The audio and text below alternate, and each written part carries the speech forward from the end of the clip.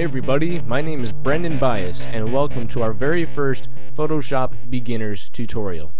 So, I'm going to assume that you, the viewer, have never used Photoshop ever before. You've never seen it, you've never dreamed about using this. And so my job today is to help you get used to the interface. So, without further ado, we are going to go ahead and open up Photoshop. And so, when you open it for the first time, this is what you should see. This should be the default interface. Off to the left, you should have all of your tools that you will be using for photo enhancement and special effects and anything else that you are going to end up doing later in your Photoshop career. Unless you're just some random person at home that wants to use Photoshop. So, some of the tools that you've got over here are your Move tool. You've got your rectangular marquee tool as well as other marquee tools. To access those, you just click and hold and you should get this little list. You've got a lasso tool right here. And further down the line, you have an eraser, and you just have many tools at your disposal for when you're working with photos. Off to the side, you have other tab groups that have your layers, channels, your adjustments that you can put onto layers, and then you've got color, which we'll talk about later, swatches, styles, you know, all that other fun stuff. So just for fun, let's go ahead and go up to File and Open, and we're just going to get some of the sample pictures that come with Vista automatically. Let's see, we can open up the garden, and then if you hold Control you can click on some other pictures, and we'll just get the dock and maybe the waterfall, and we'll just open those up. And you'll see that when you open up several pictures, you get these little tabs up here that allow you to go between them.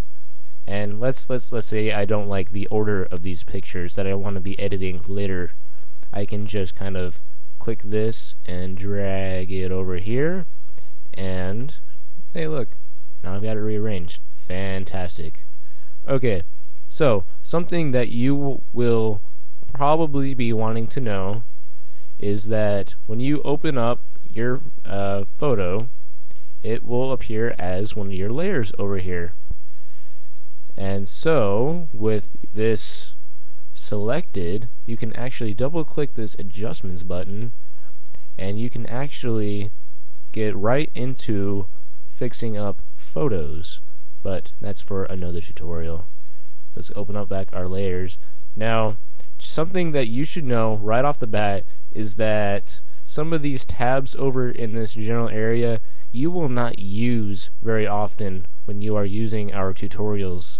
So the ones that we will be using the least are these three right here. You see these? No, I don't use those. Those are poopy. Goodbye. So you just click this little drop down menu button right here and you close the tab group. Oh, look, they disappeared. Fantastic. So the next thing we want to do is go up to Window, and we're going to go to History right here. Alright, so this history thing pretty much shows not all, but most of the things that you've done in order. That's the history of adjustments that you've done to your photo and your layers. And we're just going to go ahead and click and drag that to make it a little bit longer. And personally, I do not like these kind of hanging out here in the open where I want to be editing my photos. So I'm going to click and drag where it says history, drag it off, and then we're going to put it right down here until you see a blue bar at the bottom. You see that? And then you're just going to let go, and there you go. You've got your history right here below your layers. And so I don't like my actions kind of hanging out there, so I'm just going to click and drag, and then I'm going to put it next to the history tab and let go, and there we go. Alright, so now that I've got everything how I want it to be, I've got my layers, my adjustments, and my history. I want to be able to save this workspace so that later when I open up Photoshop it'll automatically come to this, and in case I ever want to swap over to another workspace, I will have this to swap back to later. So to do that, we'll just go up to Window, Workspace, and we are going to save this workspace, and we're going to call this, what do you think? Let's just call it Brandon's Workspace. And I haven't really changed anything except for panel locations, so I can just go ahead and hit save. And now if you go back up to Window, Workspace, you will see that Brandon's Workspace is actually on the list of workspaces. So if you were ever to accidentally swap over to another workspace, say typography,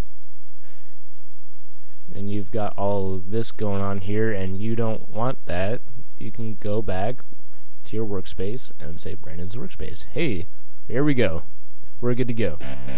So that's most of what I can talk to you about concerning the interface for today.